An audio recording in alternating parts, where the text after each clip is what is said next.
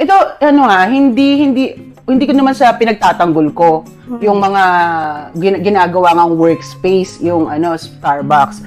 Ang sa akin naman, 'di ba kung halimbawa na against dyan yung Starbucks, di sana sinabihan na nila. Sila nga, hindi sila nagsasalita about it. Hindi nga nila sinasabihan yung mga tao na, excuse me, time is up. Wala namang ganun, di ba? Okay, kasi ang culture natin dito, customer is always right. So Ngayon, ang nangyayari, hindi nabibigyan ng oportunidad ang mga staff para i-approach ang mga customers. Kasi nga, once nasabihin nila yon, ma-offend ang customer, anong kasunod? Customer complaint.